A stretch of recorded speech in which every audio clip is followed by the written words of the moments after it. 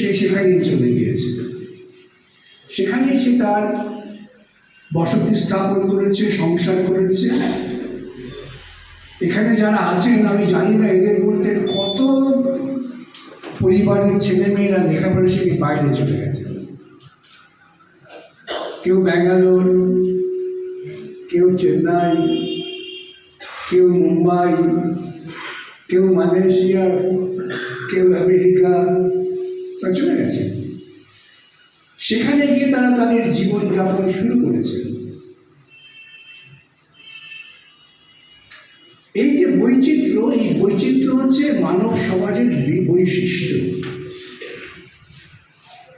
এই চলমান পদ্ধতিতে এমন হয়েছে যেখানে একই চিন্তা ভাবনার মানুষ একই গোষ্ঠীবদ্ধভাবে এক জায়গায় তারা থাকতে শুরু করেছেন। এবং এই বর্তমান সময়ের আধুনিক প্রশাসনের আগে দেশের কোনো সীমানা ছিল না। প্রকৃতির কি কোনো সীমানা আছে? কাক পক্ষী, গরু মহিষ, ভেড়া ছাগল, তার কোনো সীমানা আছে? মানুষেরও কিন্তু কোনো সীমানা ছিল না।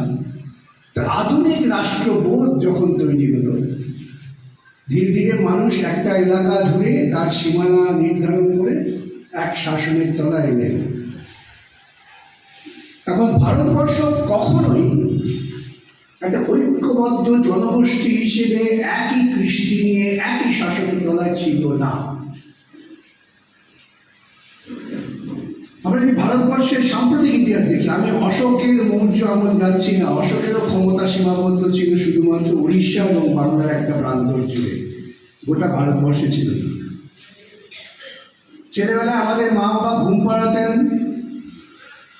ছেলে ঘুমলো পাড়া জুড়লো, বর্গি এলো দেশে, বুলবুলিতে ধান খেয়েছে, খাজনা দেব কিসে। এই বর্গিরা কারা? এই বর্গিরা হচ্ছে দাক্ষিণাত্যে শিবাজির নেতৃত্বে মারাঠা বাহিনী।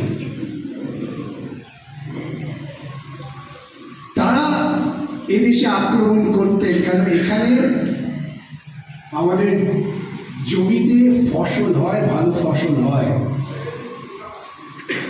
বিদেশিরা ভারতবর্ষে বারবার এসেছেন কেন? ব্যবসা করতে। যে এখানে ভালো জনসম্পদ আছে, ভালো প্রাকৃতিক সম্পদ আছে, এদের গুণমান অনেক ভালো। মোগলেরা এদেশে এসেছেন, তারা এদেশে এসে শাসন করে এই দেশবাসী হয়ে গেছে। এখানেই দেখেছেন, এখানেই সম্পদ তৈরি করেছেন, এখানকার ছেলে মেয়েদের সঙ্গে মানুষের সঙ্গে বৈবাহিক সম্পর্ক হয়েছে। মোগল সাম্রাজ্যের সেনাপতি হয়েছেন হিন্দু, তিনি আবার পাশের রাজ্যে যুদ্ধ করছেন রানা প্রতাপের সঙ্গে। রানা প্রতাপের অন্যতম সেনাপতি হচ্ছেন মুসলমান। ঐতিহাসিক সত্য, এই গল্প কথা নয়, এবং এটাই স্বাভাবিক। সেজন্যই ভারতবর্ষ একটা জাতি গোষ্ঠী, এই ধারণাটা তৈরি হলো যখন আমরা ইংরেজের বিরুদ্ধে রুখে দাঁড়ালাম। ইংরেজরা আমার দেশে এসেছিল কিন্তু ব্যবসা করতে, আপনি জানেন। আমরা কিন্তু মোগল সাম্রাজ্যবাদের বিরুদ্ধে ভারতবর্ষের কোথাও কখনো কোনো বিরোধ আন্দোলন শুরু হয়নি। ক্ষেত্র ছাড়া, পাড়া পাড়া যেমন মারামারি হয়, তেমন ক্ষেত্র ছাড়া স্বাভাবিকভাবে এই তথাকথিত হিন্দু ধর্মাবলম্বী ঘনবহুল ভারতবর্ষে মোগল সাম্রাজ্যের বিরুদ্ধে, সুলতানদের বিরুদ্ধে কখনোই কোনো প্রতিরোধ ছিল না। ইতিহাস সে কথা বলে না।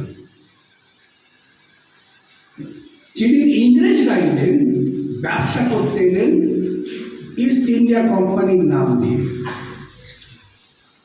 কেন ভারতবর্ষে এসেছিলেন ইংরেজরা? ভারতবর্ষে পর্তুগিজরা এসেছিলেন, ওলন্দাজরা এসেছিলেন। আপনাদের এই জেলার মধ্যে ওলন্দাজ কলোনি ছিল। হুগলি এটা ওলন্দাজ কথা, ওলন্দাজদের কলোনি ছিল। চন্দননগর ফরাসিদের কলোনি ছিল। এরকম বিভিন্ন ইউরোপিয়ান ব্যবসায়ীরা ভারতবর্ষে ব্যবসা করতে এলেন। কিন্তু ইংরেজের তখন অনেক বেশি ক্ষমতা ছিল। সেই সময় বলা হতো ইংরেজ সাম্রাজ্যের সূর্য অস্ত যায় না। অর্থাৎ তারা তাদের সাম্রাজ্য মানেই হচ্ছে কিন্তু শোষণ করবার নতুন ক্ষেত্র তৈরি করা।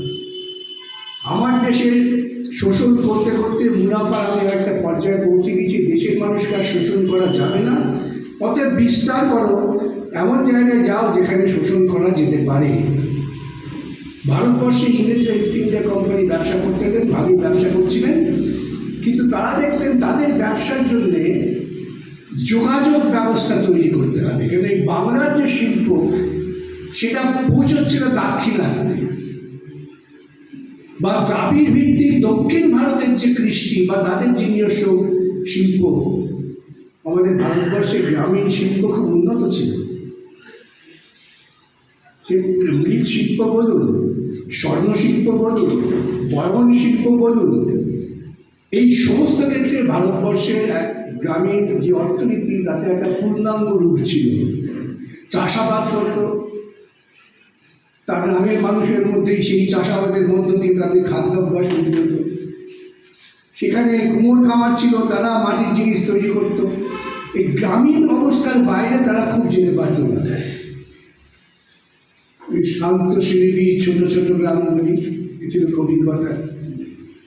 তো ইংরেজরা ব্যবসা করতে এসে দেখলেন আরে এইখানকার যে বৈশিষ্ট্য সেটাকে তো অন্যত্র আমার ব্যবসা করতে হবে, বাণিজ্য করতে হবে। আগে তো এটা ছিল না, এখানকার মাল ওখানে বিক্রি করবো, ওখান থেকে আমি পয়সা তুলবো, ওখানকার মাল সেখানে বিক্রি করবো। সেটা করতে গেলে আমার এখান থেকে ওখানে যাতায়াতের ব্যবস্থা করতে হবে। আমরা ছেলেবেলা আমাদের রবীন্দ্রের মুখে শুনতাম, পশ্চিমবঙ্গের বাইরে কোথাও গেলেই বলতেন কোথায় গেছে, পশ্চিমে গেছে। এই কাশি কাশি যেগুলো খুব তীর্থক্ষেত্র বলা হয়, সেটাকে বিদেশ মনে করতেন তারা। তো ইংরেজরা ব্যবসা করতে গিয়ে তাদের ব্যবসায়িক স্বার্থে রেল স্থাপন করবে। এই রেল স্থাপনের মধ্য দিয়ে ওরা যেমন ওদের বাণিজ্য মাল নিয়ে যেতে শুরু করলো, তখন কিন্তু এই প্রান্তের মানুষ ওই প্রান্তের মানুষের কাছে পৌঁছে দিতে শুরু করলো। সুতরাং এক গ্রাম থেকে আরেক গ্রাম, সেই গ্রাম থেকে আরেক গ্রাম যেতে যেতে মানুষ দেখলেন এক একটা অঞ্চলের তাদের ভাষা আলাদা, তাদের জীবনাচরণ আলাদা, তাদের চিন্তা ভাবনা আলাদা। তাহলে আমাদের মধ্যে যোগাযোগের সূত্রটা কি হচ্ছে, ব্যবসা করার, ব্যবসা করতে গেলে শ্রমের বিনিময়ও হয়। এভাবেই ভারতবর্ষকে প্রথম ইংরেজরাই তাদের বাণিজ্যিক স্বার্থে বিভিন্ন প্রান্তের মানুষকে এক জায়গায় জুড়ে ফেলতেন। সেজন্য ইংরেজদের বিরুদ্ধে যখন লড়াই হচ্ছে, লড়াইটা প্রথম হয় 1857 সালে, আপনারা জানেন, যেটাকে বলা হয় সিপাহী বিদ্রোহ। সিপাহী বিদ্রোহ মূলত হচ্ছে কৃষক বিদ্রোহ। সিপাহী হিসেবে যারা কাজে নিযুক্ত হতেন ব্রিটিশ প্রশাসনের দ্বারা, তারা মূলত ছিলেন কৃষক পরিবারের সন্তান। তারা ধীরে ধীরে কাজ করতে করতে দেখলেন আরে আমাকে দিয়ে আমার বাপ ঠাকুরটাকে পেটানো হচ্ছে। পেটানো হচ্ছে কেন? কর আদায়ের জন্য। গ্রামীণ উৎপাদনের ব্যবস্থা থেকে মুনাফা করতে গেলে তাকে তো কর আদায় করতে হবে। সে করের বোঝা বইতে পারছে না, তাহলে সিপাহীকে টাকাতে হবে। তারা দেখলেন আমি তো আমার বাপ ঠাকুরটাকে টাকাচ্ছি, এবং তারা সংঘবদ্ধ হলেন, বিদ্রোহ করলেন। সেক্ষেত্রে কোন রকম ধর্মীয় বিভাজন কাজ করেনি। এই ঐক্যবদ্ধ লড়াইটাকে দেখে ব্রিটিশ ব্যবসায়ীরা খুব চিন্তিত হয়ে পড়লেন, এবং ব্রিটিশ তারা আমাদের যেমন আগে রাজা রাজ জ্যোতিষী রাখতেন না, রাজ জ্যোতিষী রাখতেন, রাজ কবি রাখতেন, রাজ জ্যোতিষী বলে দিতেন, সেটাই ছড়িয়ে দেওয়া হতো, সবাই মেনে নিতেন। ব্রিটিশ ঐতিহাসিকেরা প্রথম এটা চালু করলেন যে আসলে এটা কৃষকদের বিদ্রোহ নয়, এটা প্রকৃতপক্ষে একটা ধর্মীয় বিদ্বেষ থেকে তৈরি হয়েছে। তারাই এই গল্পটা চালু করলেন যে আসলে বিদ্রোহটা হচ্ছে ওই যে টোটা, যে নতুন টোটা ব্যবহার করছিলাম, সেই টোটাটা কি গরুর চামড়া এবং শুয়োরের চামড়া হতো। টোটা তৈরি করতে গেলে গরুর চামড়াই লাগাতে গরুর চামড়াই থাকবে, শুয়োরের চামড়া লাগবে। আর এই শুয়োরের চামড়া লাগে, শুয়োরের চামড়াই থাকতে গরুর লাগবে কেন? কারণ মানুষের প্রথাগতভাবে অন্য সংস্কার ভিত্তিক খাদ্যাভ্যাস তৈরি হয়েছে, এবং সেদিন থেকে তারা এই লড়াইটাকে বিভাজনে নিয়ে গেলেন ধর্মীয় ভিত্তিতে। কিন্তু লড়াই তো থামল না। তখন ব্রিটিশ মহারানী দেখলেন এই ব্যবসায়ীদের দিয়ে তার শাসন করা যাবে না। তখনও ইংরেজরা কিন্তু সরাসরি ভারতবর্ষের শাসনের নিয়ন্ত্রণ দেয়নি। শাসনের নিয়ন্ত্রণ তারা সরাসরি 1857 পর তারা সেখান থেকে ফতোয়া জারি করলেন ইংল্যান্ডের পার্লামেন্ট থেকে, এবং তখন তখন তাদের তো বিশাল সাম্রাজ্য, তারাই তো তখন নিয়ন্ত্রণ করছেন সব। আজকে যেমন দেখছেন না, ট্রাম্প বলছেন আমি গাঁজা দিয়ে নেবো, সেখান থেকে হাঁটিয়ে দিয়ে ওখানে ব্যবসা ব্যবস্থা করবো। এই ক্ষমতার বিন্যাসে তারপর তারা ইংরেজ শাসন চালু করার চেষ্টা করলেন। আর তখন দেখবেন এই সিপাহীরা বিদ্রোহ করছেন এবং সেই বিদ্রোহের সঙ্গে থাকছেন বিভিন্ন ছোট ছোট করদ রাজারা। ঝাঁসি রানী লক্ষ্মীবাই, ঝাঁসি একটা ছোট্ট এলাকা, তারাও তখন এই ব্রিটিশ ব্যবসায়ীদের শোষণের বিরুদ্ধে বিক্ষুব্ধ ছিলেন। তাঁতিয়া তোপি, নানা সাহেব, এরা এই কৃষকদের যে আন্দোলন, সিপাহী বিদ্রোহ, সেটার সঙ্গে নেতৃত্ব দিয়ে তারা চললেন। বিরাট থেকে যে প্রথম বিদ্রোহটা হলো, সেখান থেকে বিদ্রোহীরা মার্চ করে চলে গেলেন দিল্লিতে। বাহাদুর শাহকে গিয়ে বললেন যে তুমি আমাদের রাজা বাদশাহ হও, নেতৃত্বটা ব্রিটিশদের হাঁটাও। অসাধারণ লড়াই করলেন ঝাঁসি রানী, অসাধারণ লড়াই করলেন তাঁতিয়া রানী। কিন্তু ইংরেজ সাম্রাজ্যের অনেক শক্তি, তারা সমস্ত লড়াই দমন করলেন। এবং বাহাদুর শাহ তিনি একটু আবেগপ্রবণ কবি ছিলেন, গান গান গাইতেন। তাকে যেহেতু নেতৃত্ব দেওয়ার কথা বলা হয়েছে, তার সেই নেতৃত্ব দেওয়ার মতো যোগ্যতা ছিল না। ব্রিটিশরা তাকে ধরে গ্রেপ্তার করে আমাদের কলকাতার পাশে মেটিয়াপুরে দিল। মেটিয়াপুর মাটির দুর্গ, এটার নাম হচ্ছে মেটিয়াপুর। মেটিয়া মানে মাটির পুরুষ মানে দুর্গ। তাকে এখানে বন্দি করে রাখলেন, আমি তোমাকে পেনশন দেবো, ওইসব নেতৃত্বের মাথা হওয়ার চেষ্টা করো না। 1857 বিদ্রোহ আমাদের ব্যর্থতায় পর্যবেসিত হল। আপাত দৃষ্টি ব্যর্থতায় তো পর্যবেসিত হয় না। মানুষ যখন একবার ভাবতে শুরু করে, একবার জানতে শুরু করে, একবার হাঁটতে শুরু করে, তখন তাকে ঠেকাতে পারে। আপনার ছোট্ট সন্তানটি যেদিন হামাগুড়ি দিয়ে হাঁটতে শুরু করলো, তখন আপনি তার পেছনে দৌড়চ্ছেন, সে কিন্তু হেঁটে দিয়ে যাচ্ছে, আর আপনার ফোনে আসছে না। প্রকৃতির নিয়ম। এবং 100 বছর লড়াই চলল। লড়াই চলার ক্ষেত্রে কতগুলো অত্যন্ত গুরুত্বপূর্ণ মাইলস্টোন যাদের বলি আমরা, সেটা হচ্ছে ইংরেজ সাম্রাজ্যবাদের বিরুদ্ধে প্রথমত প্লেগ নিয়ে ওরা যখন অত্যাচার শুরু করলো, প্লেগের বিরুদ্ধে লড়াই হলো। লালা লাজপত রায় তিনি লড়াই করলেন, বিভিন্ন লড়াই করলেন। লাজপত রায় লড়াই করতে করতে একসময় তিনি তাকে হিন্দু নেতৃত্বে দেওয়ার চেষ্টা করলেন, যেহেতু তার রাজনৈতিক স্বচ্ছতা ছিল না। এবং ইংরেজরা সেই লড়াইকে দমন করার জন্য অনেক কঠোর আইন আনল। সে আইনের বিরুদ্ধে বিক্ষোভ হচ্ছিল এবং সেই বিক্ষোভ মিছিলে লাজপত রায়কে পুলিশ লাঠি মারে, তিনি মারা যান। তার প্রতিবাদে গোটা পাঞ্জাবে ব্যাপক বিক্ষোভ হচ্ছিল, আপনারা জানেন। এইরকম বিক্ষোভের মুখে দাঁড়িয়ে জালিয়ানওয়ালা বাগ মানে ছোট্ট বাগ মানে বাগান, আপনারা অনেকেই বেড়াতে যান, অমৃতসরে গিয়েছেন। আমার সৌভাগ্য হয়েছিল জালিয়ানওয়ালা বাগ সেখানে যাওয়ার। ছোট্ট একটা পার্ক, এখান থেকে এইটুকু হবে, একটু সামান্য বেশি হবে, একটা মাত্র বেরোবার রাস্তা। সেখানে মানুষ জড়ো হয়েছিলেন বৈশাখী উৎসব পালন করার জন্য। ইংরেজ শাসক ছিলেন, তিনি ভাবলেন যেটা তো ইংরেজের বিরুদ্ধে বিদ্রোহ করছে, নির্বিচারে গুলি করে হত্যা করলেন। তো হত্যা করে তিনি দুঃখিত ছিলেন না, অত্যন্ত গর্বিত ছিলেন। তো প্রথম রবীন্দ্রনাথ ঠাকুরের বিরুদ্ধে প্রতিবাদ করলেন, আপনারা জানেন। নায়ক সম্মান, যে সম্মানটা সেই সময় বলা হতো পৃথিবীর অন্যতম দুর্লভ সম্মান, এই দুর্লভ সম্মান করার জন্য বহু মানুষ আপ্রাণ চেষ্টা করেছেন। মহারানী তাকে নায়ক সম্মানে ভূষিত করেছিলেন নোবেল পাওয়ার পরামর্শ দিয়ে। তিনি সেই সম্মানটা ফেরত দিয়ে দিলেন। ফেরত দিয়ে তিনি চিঠি লিখলেন মহারানীকে, যে তোমার এই সম্মান আমার কাছে লজ্জাজনক, কলঙ্কের ব্যাপার। কেন যারা নিরীহ আমার দেশবাসীর ওপর গুলি চালাতে পারে, সেই রকম অসভ্য বর্বর এই সরকারের দেওয়া সম্মান আমি গ্রহণ করি না। রবীন্দ্রনাথ যখন প্রতিবাদ করলেন, তখন গোটা পৃথিবীতে একটা আলোড়ন তৈরি হয়ে গেল। দেখে এক এশিয়ার এক কবিতার এত সাহস যে মহারানীর দেওয়ার নাইট ফেলে দিচ্ছে। আমাদের এখনকার মতো নয়, বঙ্গশ্রী হওয়ার জন্য নাইট দিচ্ছে সব বুদ্ধিজীবী না।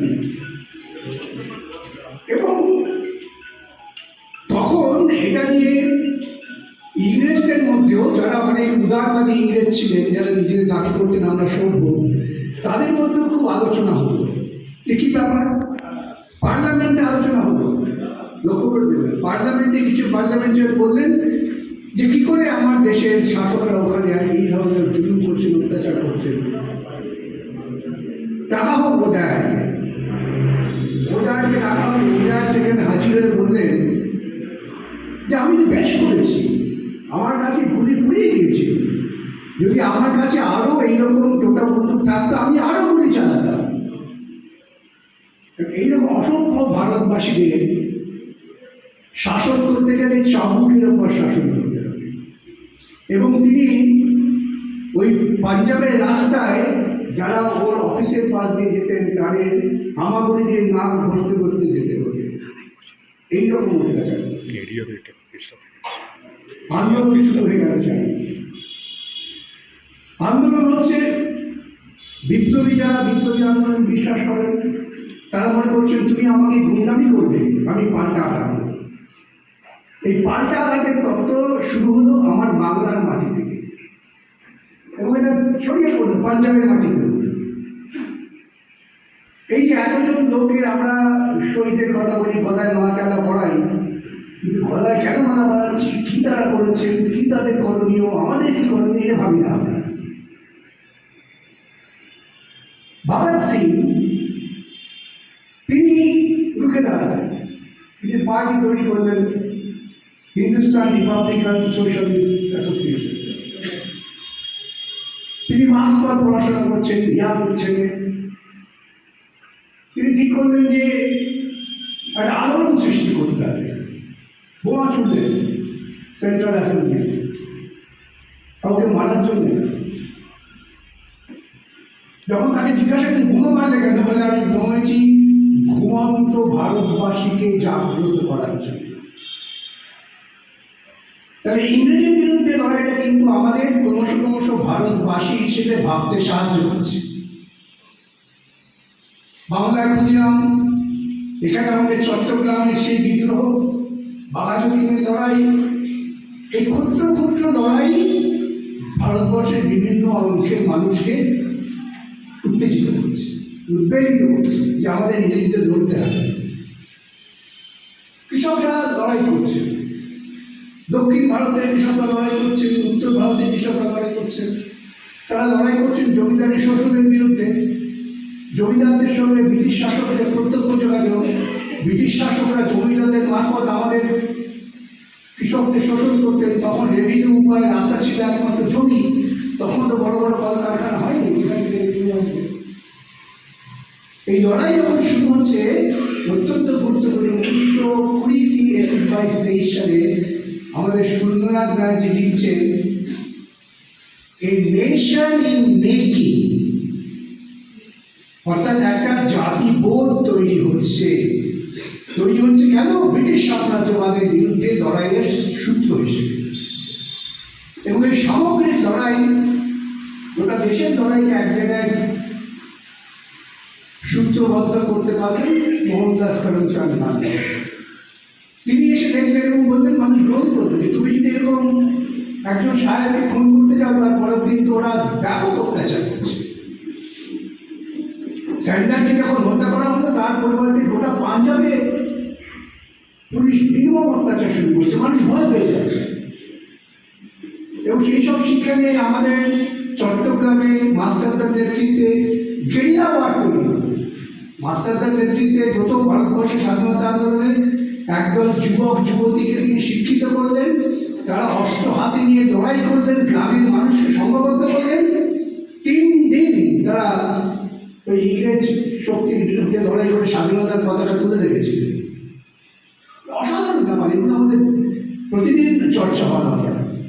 সেই জায়গায় মহাত্মা গান্ধী এসে বললেন যে আমি অসহযোগ করব, তাতে পুলিশের অত্যাচার কম হবে। মানুষ তখন ধীরে ধীরে প্রতিবাদ করতে চান, তার সংসদ এক জায়গায় সংগঠন হতে শুরু করবে। কিন্তু এই সত্যাগ্রহ আন্দোলনও কিন্তু অতটা আর নীরব অহিংস থাকতো না, ছবি চলে জানেন। কৃষকরা খেপে গিয়েছিল, কৃষক আন্দোলন চারিদিক হচ্ছে, তাদের উপর লাঠি চালানো হয়, তারা থানায় হামলা দিয়ে থানা ফানা জ্বালিয়ে দেয়, কয়েকজন পুলিশ কনস্টেবল মারা যান। হঠাৎ মহাত্মা গান্ধী আন্দোলন বন্ধ করে দিল। এই নিয়ে ইতিহাস পড়বেন, অনেক বিরোধ হয়েছে, সুভাষের সঙ্গে বিরোধ, নেহরুর সঙ্গে বিরোধ, মহাত্মা গান্ধীর এই হঠাৎ আন্দোলন বন্ধ করে দেওয়া, ভারতবর্ষের স্বাধীনতা আন্দোলনে গতিহীনতা আনবে, এরকম প্রচুর বিষয় বিতর্ক আছে। কিন্তু ঘটনা হচ্ছে আন্দোলনের ধারাটা চলতে শুরু করলো, এবং আন্দোলনের ধারা যখন চলতে শুরু করছে তখন গোটা পৃথিবীতে একটা পরিবর্তন হয়ে গেল। দ্বিতীয় বিশ্বযুদ্ধ, একদিকে হিটলার মনে করছেন আমি আর্য রক্তের প্রভুত্ব বজায় রাখবো, গোটা পৃথিবীকে শাসন করবো। আজকাল আর্য রক্তের কথা শুনতে পারেন আপনারা, খুব সচেতন থাকবেন। হিটলার বলছেন এক দেশ এক নেতা, অন্য কিছু চলবে না, আমরা আমাদের দেশে অতীত গৌরব ফিরিয়ে আনবো। ট্রাম্প বলছে অতীত গৌরব ফিরিয়ে আনবো, মোদী বলছে অতীত গৌরব ফিরিয়ে আনবো। ওদিকে তখন সোভিয়েত রাশিয়া তারা সমাজতন্ত্র তৈরি করছে, যে রাশিয়া দেখে এসে রবীন্দ্রনাথ লিখেছিলেন যে রাশিয়ার না গেলে আমি পুণ্যতীর্থ ভ্রমণে থেকে বঞ্চিত হতাম। 10 বছরে একটা দেশ কি করে মানুষকে নিরক্ষরতা দূর করতে পারে, এটা আমার কথা না, সব রবীন্দ্রনাথের কথা আপনারা সবাই পড়েন, রাশিয়া থেকে পড়লেন। 10 বছরের মধ্যে একটা দেশ বেকারিত্ব মিটিয়ে দিল কি করে? এবং যে দেশ বলছে মানুষের মানুষের কোনো ভেদাভেদ নেই, ওদিকে হিটলার বলছেন আর্য রক্তের শ্রেষ্ঠ রক্ত। এই দুই আদর্শের সংঘাত শুরু হয়ে গেল, গোটা পৃথিবী দুটো ভাগে ভাগ হয়ে গেল। লক্ষ্য ছিল যেভাবেই হোক কমিউনিস্ট আদর্শে লালিত সোভিয়েতকে ধ্বংস করবে, কিন্তু ঘটনাচক্রে তা হলো না। যার ফলে দেখবেন সেই সময় দ্বিতীয় বিশ্বযুদ্ধে যেহেতু জাপান হিটলারের পক্ষে ছিলেন, আমাদের দেশ থেকে নেতাজি সুভাষচন্দ্র বোসকে কমিউনিস্টরা যখন বার করে দিলেন, তিনি যখন পালিয়ে যাচ্ছেন আত্মগোপন করে এলিয়ে রোড থেকে, তাকে আফগানিস্তান পর্যন্ত কাবুল পর্যন্ত পৌঁছে দিলেন কমিউনিস্ট। তিনি তখন উদ্ভ্রান্তের মধ্যে খুঁজে বেড়াচ্ছেন যে কোনো ভারতবর্ষকে মুক্ত করতে হবে। কংগ্রেসের মধ্যে থেকে ওই শুধু সত্যাগ্রহ দিয়ে হবে না, কংগ্রেসের মধ্যে যা ছিলেন কমিউনিস্ট ভাবাপন্ন সমাজতান্ত্রিক তরুণ ছেলেমেয়েরা, তারা নেতাজিকে বরণ করলেন যে তুমি আমাদের নেতা হও, আমরা আর ওই ডোমিনিয়ন স্ট্যাটাস চাই না, আমরা পূর্ণ স্বাধীনতা চাই। মহাত্মা গান্ধী বলছেন অপেক্ষা করো, অপেক্ষা করো, আরেকটা বছর অপেক্ষা করো। ওই ঐতিহাসিক প্রেক্ষিতে আমি প্রত্যেক নেতার ভূমিকাকে গুরুত্ব দিই, কিন্তু তরুণেরা বললেন না, নেতাজি বলে হতে পারে না। তিনি কংগ্রেস পরিত্যাগ করে ফোয়ার্ড দল তৈরি করলেন এবং বিদেশে চলে গেলেন, আবারও বলি কমিউনিস্টদের সাহায্য। কিন্তু সেখানে গিয়ে তিনি দুর্ভাগ্যজনক ভাবে তার মনে হয়েছিল যে ওই অক্ষশক্তি তারা জয়ী হবে হিটলারের নেতৃত্বে, এবং ইংরেজ যখন যেহেতু অক্ষশক্তির বিরুদ্ধে ছিল মিত্র শক্তির পক্ষে, তাহলে জাপান আমাদের সাহায্য করলে আমরা তাড়াতাড়ি দেশ স্বাধীন করতে পারবো। তিনি আরএনএ ফোর্স নিয়ে ঢুকে পড়লেন মণিপুর পর্যন্ত। এইরকম সামগ্রিক বিশ্ব প্রেক্ষিতে ইংরেজরা বাধ্য হলেন এই সিদ্ধান্ত নিতে যে ভারতবর্ষ কলোনি শাসন ছেড়ে দিতে হবে। এই প্রেক্ষিতটা খুব ছোট করে এই জন্যই বললাম, তা নাহলে আমরা বুঝতে পারবো না যে আমরা এক দেশ নই। আমি এই কথাটা বলছি, অনেকে রেগে যাবেন, অনেক আমায় গালমন্দ করবেন, কি বলছেন দেশের পরিষ্কার কথা। দেশ মানে দেশের মানুষ, দেশ মানে একটা কাঁটাতারের বেড়া দেওয়া নির্দিষ্ট সীমাঞ্চল নয়। আমাদের এই ভারতবর্ষের বৈচিত্র্যপূর্ণ যে স্বাধীনতা সংগ্রামের ইতিহাস, আমি যার কথা ভিন্ন ভিন্ন খণ্ড খণ্ড চিত্র আপনাদের সাথে রাখলাম, এই সমস্ত লড়াইয়ের পরিপ্রেক্ষিতে ভারতবর্ষ স্বাধীন হয়ে বলতে আমার কথা না। দ্বিতীয় বিশ্বযুদ্ধে মুখোমুখি চার্চিল ছিলেন তখন ইংল্যান্ডের প্রাইম মিনিস্টার। চার্চিল বলেছিলেন ভারতবর্ষ স্বাধীনতা চাইলে স্বাধীনতা দিতে হবে। আমি কি মহারানীর প্রাইম মিনিস্টার হচ্ছে শুধুমাত্র ভারতীয় সাম্রাজ্য ডিম দেওয়ার জন্য? ভারতবর্ষ এত বড় দেশ, আমার লুণ্ঠনের এত বড় জায়গা, আমি তার স্বাধীন করবো? হয় না। আর তাদের ভারতবর্ষ অশিক্ষিত, ওরা কি করে স্বাধীন করবে দেশ? তারপর সেখানে নির্বাচনের পরে একই ক্ষমতা প্রধানমন্ত্রী, একই কলকাতায় এসেছিলেন স্বাধীনতার পর বলে।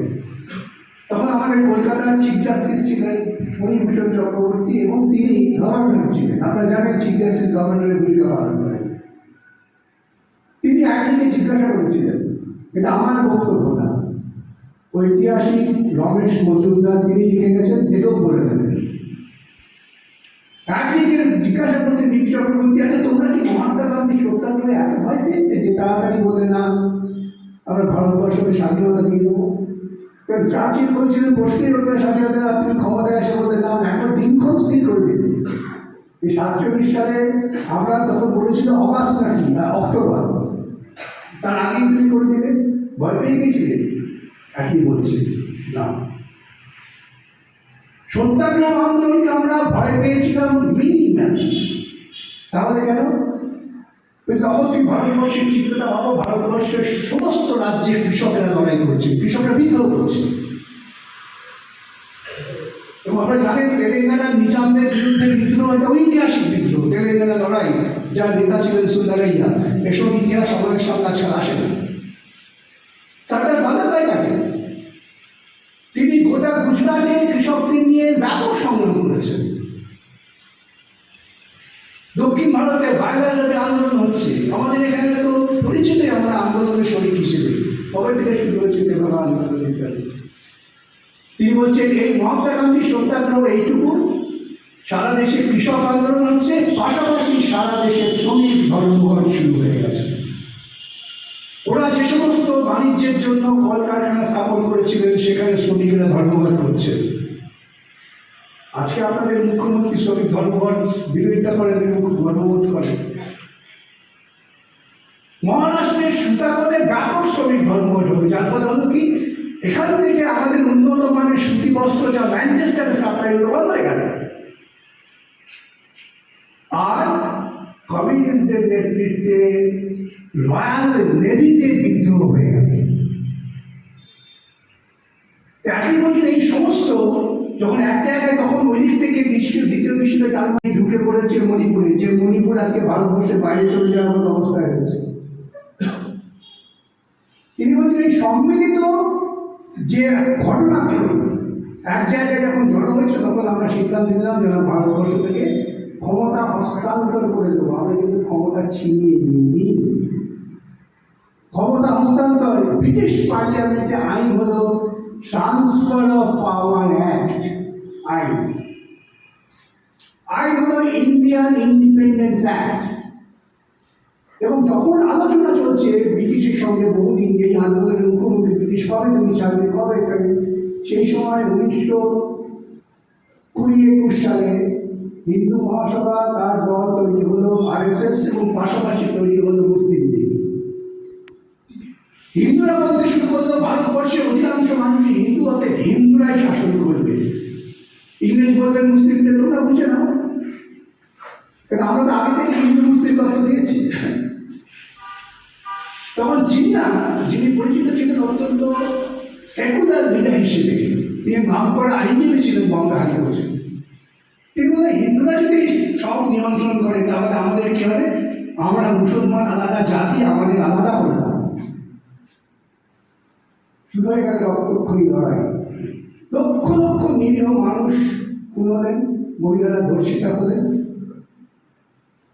সেই জায়গায় দাঁড়িয়ে তখন মুসলিম অধ্যুষিত সংখ্যাগরিষ্ঠ এলাকা বললেন আমরা একটা আলাদা দেশ পাকিস্তান, তারা ঘোষণা করলেন তারা ইসলামপন্থী শ্লোক হয়েছে।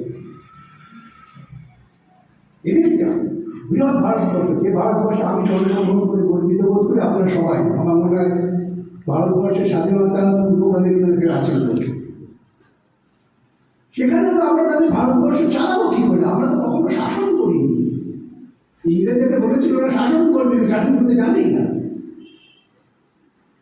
সংবিধান সভা তৈরি হল, যে আমরা একটা সংবিধান তৈরি করবো, সেই সংবিধান সম্মতভাবে আমরা দেশ পরিচালনা করব। সেই সংবিধান সভায় এত বৃহত্তর ভারতবর্ষের বিভিন্ন বর্ণের, বিভিন্ন ধর্মের, বিভিন্ন আচরণের মানুষ আছেন। এমনকি আমাদের জেলা থেকে জেলায় পর্যন্ত মানুষের দৃষ্টির পার্থক্য আছে। এই যে বৈশিষ্ট্য, এই বৈশিষ্ট্য মাথায় রেখে কি করে দেশ শাসন? জওয়াহরলাল নেহরু তিনি মুখ করে বললেন আমরা গণতন্ত্র চালু করব। কি গণতন্ত্র? যে গণতন্ত্রের অর্থনৈতিক গণতন্ত্র থাকবে। এটা করতে হবে তার কারণ ভারতবর্ষের স্বাধীনতার জন্য সবচেয়ে বেশি আত্মত্যাগ করেছে ভারতবর্ষের শ্রমিক এবং কৃষকেরা। দেখি তারপর আলোচনা হলো ভারতবর্ষ ঠিক করলো, আমরা সংবিধান গ্রহণ করলাম। কি বলা হলো? ইন্ডিয়া। কে সংবিধান দিল? হিন্দু না, মুসলমান না, বৌদ্ধ খ্রিস্টান না, কোনো কিছু না। We the people of India. কেন we the people of India হলো? আমি একটা ছোট্ট বক্তৃতা সংবিধান সভা হয়েছিল, আমি পেশ করি। এই জন্যই গতকালে আমাকে दिल्ली থেকে একজন লয়ার ফোন করে বলছে, दादा कानपुर आइए, वहाँ पर को बताना पड़ेगा। वो जयपाल सिंह जो आपने बताया ना, वो बताना पड़ेगा। तो क्यों? ये बाहर आदमी ये सोच रहे हैं। जयपाल सिंह বলে আমাদের একজন আদিবাসী নেতা ছিলেন। তিনি সংবিধান সভায় যখন দুপক্ষ হিন্দুরা মুসলমান এইসব হচ্ছে, তিনি দাঁড়িয়ে বলছে, বললেন, ওহে বাবু, তোমরা যারা হিন্দু মুসলমান করছো, তোমরা সবাই তো বিদেশি।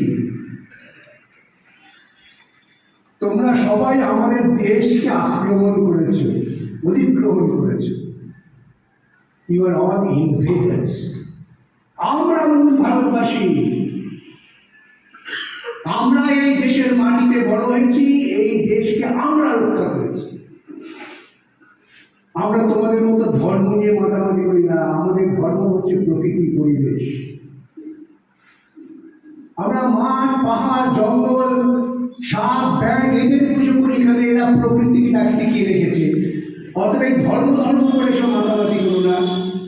গণতন্ত্র, এবং গণতন্ত্র কি না আমরা ভালো জানি। আমাদের ট্রাইবাল লাইফে চূড়ান্ত গণতন্ত্র আছে। অতএব যদি থাকতে হয় ভারতবর্ষে, তাহলে ভারতবর্ষের মানুষের মঙ্গল হয়, এটা ভাবনা চিন্তা করি করো।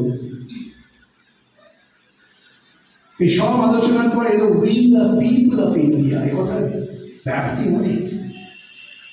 ওরা ভারতবর্ষের জনগণ। কোন India? which is a union of states. এক দেশ নয়, বিভিন্ন দেশের একটা সমাহার। নাই বলতে পারতো India is union of states. কেন বলতে পারতো? তার কারণ বুঝে বললাম, স্বাধীনতা সংগ্রামটা হয়েছে কিন্তু ভারতবর্ষের বিভিন্ন প্রান্তে বিভিন্ন ধরনের তাদের নিজস্ব বোধ এবং কৃষ্টির উপর দাঁড়িয়ে। এই ইউনিয়ন অফ স্টেটস এটা কিন্তু তোমায় রক্ষা করতে হবে। নতুন ভারতবর্ষ তৈরি হচ্ছে, কারণ ব্রিটিশ ভারতবর্ষের একটা অংশ চলে গেছে, তারা পাকিস্তান বানিয়ে নিয়েছে। আর এই ব্রিটিশ ভারতবর্ষের 550-র ওপর বিভিন্ন পরদ রাজা আছেন।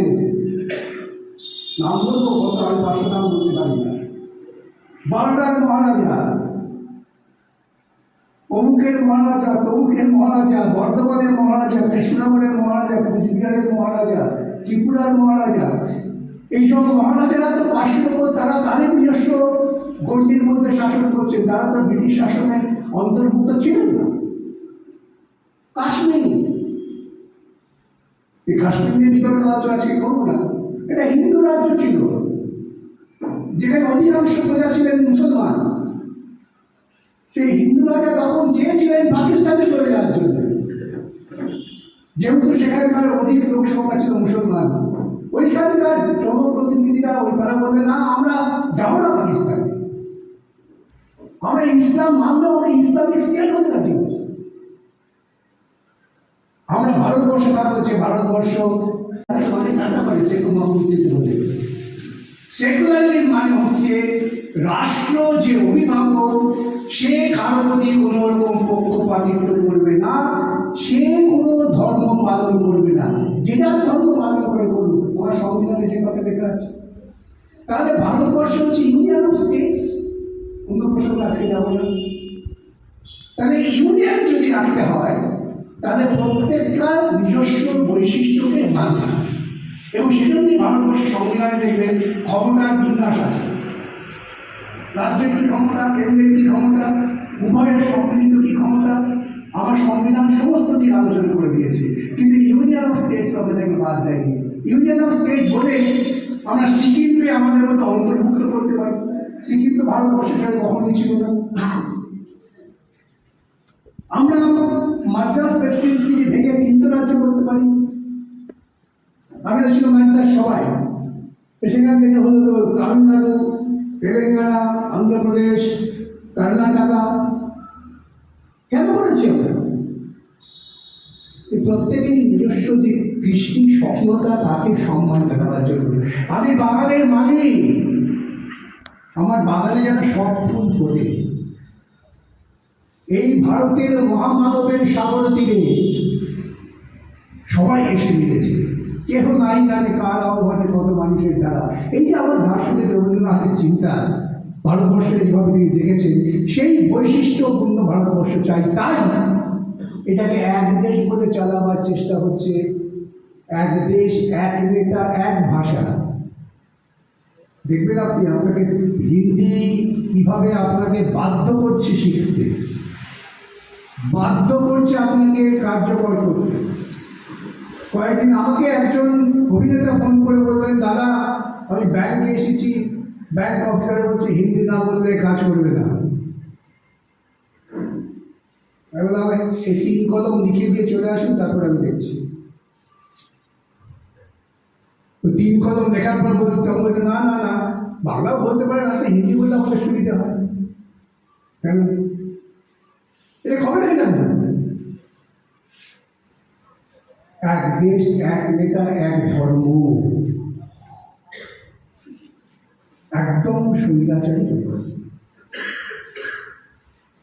ভোট কেন? ভোটের বৈচিত্র্য থাকবে না? আজকে আমি যখন পশ্চিমবঙ্গে ভোট দেবো, পশ্চিমবঙ্গের নির্দিষ্ট তাদের কর্মসূচি, তাদের পরিকল্পনা, তার ভিত্তিতে আমার মূল্যায়নে ভোট দেবো। তখন আমি কি দেখবো? আমার কেন্দ্রের কি বিদেশ নীতি? আমি দেখবো কেন্দ্রের মৌলিক অর্থনীতি কি? আমি দেখবো কেন্দ্র কত ভালো করে আমাদের সমস্ত দেশের মধ্যে যোগাযোগ ব্যবস্থা উন্নত করছে। দুটো চিন্তার প্রেক্ষিতটা ডিফারেন্ট। তাই দেখবেন যখন ভোট হয়, অনেকে তারা রাজ্যে এক দলকে ভোট দেন, কেন্দ্রে আরেক দলকে ভোট দেন। এটার বৈচিত্র্য, সেই বৈচিত্র্যকে আমার টিকিয়ে রাখতে হবে। যখন আমরা যাত্রা শুরু করেছিলাম, অভিজ্ঞতা কি হয়? আমাদের প্রথম ভোট হয়তো 54 সালে, তখন তো সব একসঙ্গে হয়েছিল, কিন্তু একসঙ্গে তো থাকবো না। কেন থাকবো না? যে এক একটা রাজ্যে এক একটা কারণে সরকার নির্দিষ্ট সময় পর্যন্ত থাকতে পারছে না। প্রথম পরিকল্পনা হয়েছিল কেরাল নিয়ে, কেরালের সরকারকে ভেঙে দেওয়া হবে। তাহলে ভেঙে দিতে পরে যতক্ষণ না কেন্দ্রের ভোট হচ্ছে, ততক্ষণ কে চালাবে? কেন্দ্র চালাবে। আজকে ধরুন কেন্দ্রে যদি সংখ্যাগরিষ্ঠ 400 পেয়ে যেত, বাইরে ভারতবর্ষের মানুষের সচেতনতার জন্য, তাহলে তারা কি করতো? কেন্দ্রে একটা সরকার করে, সমস্ত রাজ্যটা ভেঙে দিয়ে বলে অপেক্ষা করো, আমি যখন ভোট করবো তখন ভোট হবে। আর ইতিমধ্যে আমি তরমুজ করবো। মূল উদ্দেশ্য হচ্ছে স্বৈরতান্ত্রিক। কিভাবে কার্যকর করে? ধরুন এইটার জন্য একটা কমিটি হলো। ভাবুন কতটা অনৈতিক আমরা হতে পারি, বলতে খারাপ লাগছে। যিনি রাষ্ট্রপতি ছিলেন, তিনি একটা কমিটির প্রধান হচ্ছেন। যে রাষ্ট্রপতি ছিল তাকে নিয়োগ করছে কে? একটা অফিসার। আচ্ছা, এই ভদ্রলোকের যদি সামান্য নীতিবোধ থাকতো, সেটা আমি গত কয়েকদিনে কেরালায় বলেছি, যদি সামান্য নীতিবোধ থাকতো, আত্মসম্মান বোধ থাকতো, তিনি এটা গ্রহণ করতেন না। আমি রাষ্ট্রপতি হিসেবে, সর্বোচ্চ প্রধান হিসেবে কাজ করেছি, তুমি আমার নির্দেশে কাজ করেছো, আজকে তুমি আমার নির্দেশ দিচ্ছ কাজ করতে, সেটাই মেনে নিলাম। জন্মটা অনৈতিক। এবং কি বলা হলো? যে এক দেশ এক ভোট কেন হবে না? হওয়া উচিত কিনা তা নয়, কেন হবে না? তিনি বললেন হবে। আমরা একজন বিচারপতি কলকাতা হাইকোর্টে, তাকে ট্রান্সফার করে দিয়েছিল অন্য রাজ্যে। তাকে ডেকেছিল, সে একটা আর্টিকেল লিখেছিল টেলিগ্রাফে, আমি তাকে পরে অভিনন্দন জানিয়েছিলাম। সে বলে আমাকে ডেকে লাভ কি? আমি যখন তাদের বললাম যে এটা একটা ডাইভার্সিফাইড কান্ট্রি, আমাদের ঐক্য রাখতে হবে, ওই ডাইভার্সিফিকেশন, বলে আমার কথা সুন্দরই দেয়। তিনি উদাহরণ দিয়েছিলেন মণিপুরের মানুষের যে খাদ্য অভ্যাস, সেটাকে দিল্লির মানুষ চলবে। এখন চালাবার চেষ্টা করছে, এখন বলছে আমিষ খেতে হবে না, সব নিরামিষ খাও। সরকার ট্রেন চালায়, আমি বসে ট্রেনে উঠছি না, আমাকে খেতে হবে সরকারের পছন্দ মতো। এই যে ছোট ছোট ঘটনা যেটাকে আমরা ভাবি না কি আছে, এই সব কথা হচ্ছে আমার আপনার মননের মধ্যে একটা নির্দিষ্টভাবে একজন এক নীতির উপর ভরসা স্থাপনের প্রক্রিয়া। যুক্তি কি দিচ্ছেন? অদ্ভুত যুক্তি, টাকা বাঁচবে। কঠিন শব্দ আমি ব্যবহার করি না, কিন্তু করতে বাধ্য হই। এর থেকে বড় মূর্খামি আর কিছু হয় না। কি করে টাকা বাঁচবে? কয়েকদিন পরে একজন হিসেব দিয়েছেন যে একসঙ্গে যদি ভোট করতে হয় যতগুলো ইভিএম মেশিন করতে হবে, তার খরচা তো এমনি ভোটের থেকে বেশি। আর গণতন্ত্র যদি আমার কাম্য হয়, সেই গণতন্ত্রকে রক্ষা করতে গেলে যদি কিছু পয়সা খরচা, তা আপত্তি কি আছে? খরচা কমছে না। আরেকটা কি যুক্তি দিয়েছেন না, একসঙ্গে ভোট হলে আমাদের উন্নয়নমূলক কাজে বাধা সৃষ্টি হবে না। আমি অনেকদিন নির্বাচন নাড়াচাড়া করেছি, কোথায় উন্নয়নমূলক কাজে বাধা সৃষ্টি হয় যদি ইলেকশন হয়? যেদিন ইলেকশন নোটিফিকেশন হবে সেদিন থেকে নতুন কর্মসূচি নিতে পারবে না। যে দেশে পুরোনো কাজ চলতে আমাদের 18 মাসে বছর, সেগুলো শেষ কর। আসলে ওই যে বিধিনিষেধ করছে তাদেরটা আমি এই গাল গল্প করে আপনাদের মনোনীত করতে পারবো না। একবার আমি মিথ্যে কথা বলে যে আপনার ভোট দিলাম, 15 লক্ষ টাকা দেবো, বছর 2 কোটি চাকরি দেবো, আপনি গিয়ে ভোট দিলেন, তারপর তোমার কথা কি বলুন? যে যুক্তিতে ওরা বলছেন এক দেশ এক ভোট, সেই যুক্তিটা সাধারণভাবে স্কুলের ছাত্রদের কাছেও খুব বেশি আবেদন গ্রাহ্য হবে না। কিন্তু কারণটা কি? আবারও বলি, কারণটা হচ্ছে India that is Bharat is union of states, এটাকে তুলে দাও, India is one country, one leader, one language, one religion. মানবেন তো আপনারা? ধরুন আপনাদের মধ্যে যারা হিন্দু ধর্মে বিশ্বাস করেন, আমার কথা বাদ দিন, হিন্দু ধর্মের মধ্যে কত বৈচিত্র্য আছে যারা হিন্দুকে বিশ্বাস করেন।